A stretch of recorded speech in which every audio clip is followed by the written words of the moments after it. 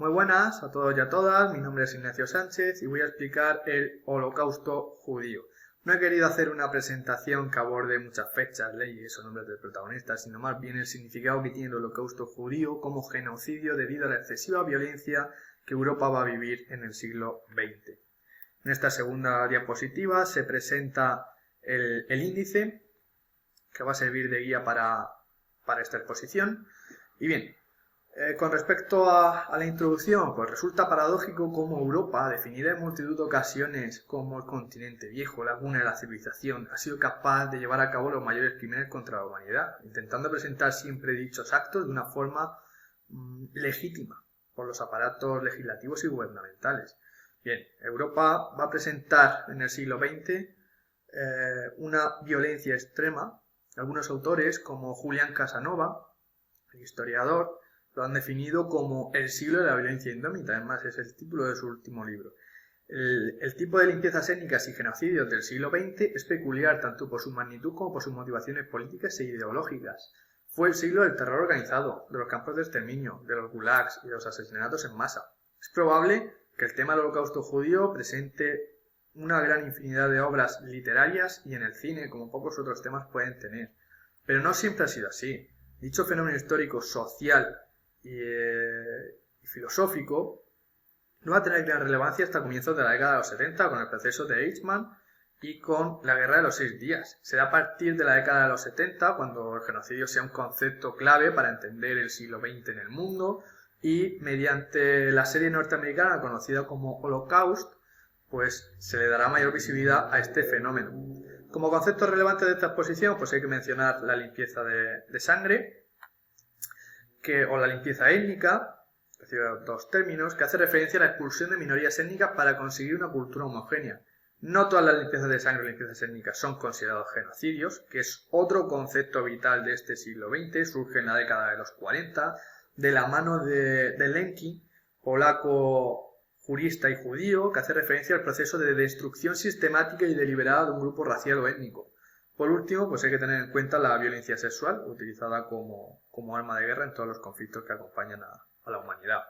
Bien, en cuanto a esta diapositiva de contextualización del Holocausto, el antisemitismo no fue un episodio exclusivamente alemán.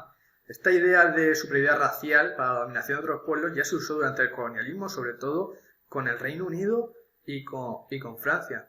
Pero nunca antes se había concretado el odio racista de manera tan sistemática y brutal. Bien, el pretexto que Hitler encontró para legalizar la represión fue el incendio del Parlamento alemán en febrero de 1933. Aprovechó este acto terrorista para publicar al día siguiente un decreto para la protección del pueblo y del Estado, que le dio poderes extraordinarios y que proporcionó los principales instrumentos legales de represión. Bien, a mediados de 1933 la oposición organizada ya estaba virtualmente eliminada, los partidos políticos abolidos. Y poco después de ser nombrado canciller, comenzó ya a justificar la erradicación de los seres inferiores con programas de esterilización y políticas eugenésicas. Bien, se marca la meta de conseguir una raza pura y sana, apta para la guerra. Las minorías van a ser los homosexuales, los gitanos, los discapacitados y minusválidos. Y se les quiere apartar de la cadena hereditaria para crear una nación fuerte y reducir el número de personas que consideraban improductivas.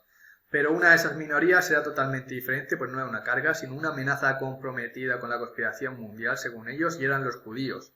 Bien, las leyes de Nuremberg van a establecer las bases para clasificar racialmente a las personas y abrieron el camino para la discriminación contra cualquier persona considerada judía. La posición de los alemanes judíos era insoportable después de la madrugada de la noche de los cristales rotos, en la madrugada del 10 de noviembre de 1938, cuando grupos armados nazis atentaron contra los judíos y sus posesiones, llevaron a más de 30.000 judíos a campos de concentración, y en palabras de Richard Evans, los sucesos de esta noche reflejan la radicalización del régimen en las etapas finales de preparación de la guerra, consiguiendo neutralizar al enemigo que consideran los judíos. Punto y aparte, pues merece la campaña propagandística de Hitler sus carteles contra los judíos. La matanza masiva comenzó con los judíos que los alemanes capturaban en las zonas conquistadas de la URSS en el verano de 1941. siendo la Segunda Guerra Mundial el escenario perfecto para expandir la brutalidad. La solución final se llevaría a la vida de más de 5 millones de personas. La invasión de la URSS, iniciada con la Operación Barbarroja, supuso un nuevo tipo de guerra, pues estaba el componente ideológico contra el comunismo y el componente racial contra eslavos y judíos.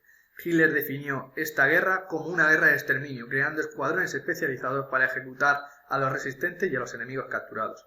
Pero el fusilamiento no era lo suficientemente rápido para acometer la solución final del problema judío y fue necesaria la construcción y ampliación de campos de exterminio con el experimento de gaseamiento. Voy a citar a Heinrich Himmler, que decía que era el supervisor de los campos de exterminio nazi, el líder de la SS, y decía que el antisemitismo es exactamente como la desinfección. Deshacerse de los piojos no es una cuestión de ideología, es una cuestión de limpieza. Bien, pasamos a la siguiente diapositiva, ya va sobre los campos de concentración, los campos de exterminio. De todos los campos de concentración que se crean en el este, el más importante va a ser el de Auschwitz-Birkenau. Tuvo más de 1 millón de víctimas y vamos a ver que se diferencia en 3 partes. El campo de concentración, el campo de exterminio con las cámaras de gas y el campo de trabajo forzado. También vamos a tener un campo burdel, pero la mayoría de víctimas van a ser mujeres eslavas y esclavas, prisioneras de guerra, puesto que se intentó concienciar a los alemanes de que no se mezclaran con las mujeres judías. Siguiendo el trabajo de Paco Fernández, mencionado en la bibliografía final, Auschwitz presenta una serie de características esenciales por las que lo hacen único. Hay que destacar el discurso del racismo biologicista, con una importante iconografía, la figura institucionalizada del capo, que más tarde lo vamos a analizar con Primo Levi, y las medidas administrativas que consiguen una mayor eficiencia y eficacia en esta solución final. Bien, una vez ya vamos a analizar la vida dentro del campo de concentración, cómo se llega, cómo se liberan. Después de sufrir toda clase de humillaciones, de vivir en guetos infrahumanos, los prisioneros provenientes de toda la Europa ocupada eran transportados en vagones de carga totalmente abarrotados, sin agua ni alimento, hasta el campo de Auschwitz, tras un viaje que a menudo duraba días y en el que muchos morían. Iban a llegar al campo y les iban a esperar varios médicos, miembros de la SS, que iban a decidir en apenas unos segundos la suerte de los recién llegados. Quién se iba a convertir en esclavo hasta morir por agotamiento, quién iba a servir como cobaya para experimentos y quién sería inmediatamente asesinado, que iban a ser el 75-80% de los deportados. Los niños y ancianos automáticamente eran incapacitados para el trabajo forzado, por lo tanto se enviaban a las cámaras de gas, así como las madres con hijos pequeños. Toda persona considerada débil o enfermiza. Aquellos que lograban pasar la selección, pues tampoco iban a tener mucha mejor suerte, porque las condiciones de vida iban a ser inhumanas, y los prisioneros pues iban a fallecer en cabo de semanas o de unos pocos meses. Los recién llegados que lograban sobrevivir a esta selección, pues eran inmediatamente conducidos a la sauna, donde eran desinfectados, rapados, privados de sus prendas, objetos de valor y tatuados con un número. Durante su estancia en Auschwitz solo iban a recibir un único uniforme con el que trabajaban y dormían.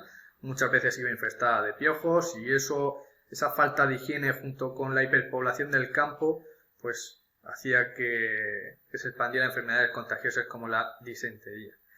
Los prisioneros de Auschwitz vivían además en barracones totalmente insalubres, sin apenas ventilación ni aislamiento. Hay que tener en cuenta las condiciones climáticas muy duras de esa zona.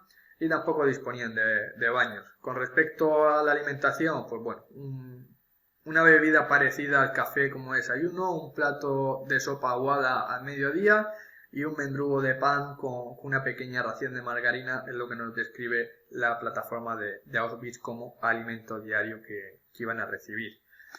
Eso teniendo la suerte de que fueras de los primeros en llegar, porque si eras de los últimos, pues a lo mejor ya no recibías alimento alguno. Con respecto al trabajo forzado, pues bueno, a la entrada de Auschwitz recogía la inscripción de que el trabajo te hace libre, el trabajo libera, pero esto era una macabra metáfora empleada por los nazis, y es que el trabajo impuesto a los presos tenía un claro objetivo, y era el exterminio de los judíos. Jornadas de más de 11 horas, con cargas de materiales muy pesados, explotación minera, y se les comenzó a alquilar como mano de obra barata para empresas privadas. A cambio iban a pagar una cantidad simbólica al Estado nazi, y es que necesitaban conseguir también un tipo de beneficio para impulsar la maquinaria de guerra alemana. Por lo tanto, pues bueno, en estas condiciones de trabajo y de salud, lo más normal era pues el fallecimiento por agotamiento o el accidente laboral. Con respecto a la violencia sexual, pues bueno, las mujeres se van a ver sometidas también a estas condiciones. Lo que sí es cierto que la humillación a la que van a ser expuestas se va a juntar la humillación por ser mujer junto con la judeofobia. Con respecto a la liberación, pues bueno, a finales de 1944, con el avance del ejército ruso, los alemanes, las autoridades nazis, deciden destruir las evidencias de los crímenes cometidos. Aún así, cuando se llega en enero de 1945, hay pruebas más que de sobra sobre el exterminio masivo en Auschwitz. Encuentran cerca de 7.000 personas extenuadas y enfermas, que terminarán la mayoría falleciendo, y hay que esperar hasta el 20 de noviembre de 1945, casi un año, para comenzar el proceso de Nuremberg, donde se juzga a las organizaciones hitlerianas, a los nazis por los crímenes. Y bien, el último concepto de esta diapositiva es el concepto de zona gris de Primo Levi, es el título de un capítulo de Los hundidos y los salvados de su trilogía. La zona gris es definida por Primo Levi como un espacio de contornos más definidos que separa y une al mismo tiempo a los dos bandos, los patrones y los siervos. Van a estar en esta zona los Sonderkommanden, que eran los judíos que ejercían de capos, es decir, de control sobre otros judíos. Tenían función de utilidad, puesto que iban a ser los que llevaban la tarea más inhumana del campo, gestionar las entradas a las cámaras de gas y llevar los cuerpos fallecidos al crematorio. Y bueno, en segundo lugar, era humillar a los judíos como tal, por su renuncia a la solidaridad con sus iguales. Para Primo Levi, estas personas deberían ser exoneradas, puesto que entienden que era una oportunidad para sobrevivir y que si ellos no lo hacían, pues otras personas consideradas más valiosas lo harían. Con respecto a la conclusión, y ya terminamos, pues hay un debate sobre la singularidad de Auschwitz. Es verdad que desde el punto de vista filosófico, ético, no está tan abierto, todo se inclina a que no debe ser singular, puesto que darle dicho adjetivo le da más importancia a dichas víctimas que a la de otros crímenes humanitarios. Pero el debate entre la singularidad histórica está más abierto. Por un lado tenemos a Reyes Mate, que confirma dicha singularidad histórica, puesto que el genocidio afectó a millones de seres humanos y afectó a un grupo concreto en su totalidad, todo apoyado en un estado de sociedad patriótica, civilizada, respetuosa con la ley, que intentaba invisibilizar el crimen y la responsabilidad de los criminales. Por otro lado, autores como Julián Casanova, que hemos mencionado antes, nos indican que no podemos hablar de hecho singular histórico, puesto que no podríamos entonces compararlo ni entender que no puede tener repetición. La cultura de crueldad y de la indiferencia hacia el considerado enemigo se va a convertir en la seña de identidad de las dictaduras europeas de los años 30 y 40. Los campos de concentración fueron hijos de la guerra ideológica y no solo un producto de las circunstancias. La dictadura de Hitler no puede separarse del sistema de campos de concentración y exterminio de la guerra ideológica y racial contra el enemigo.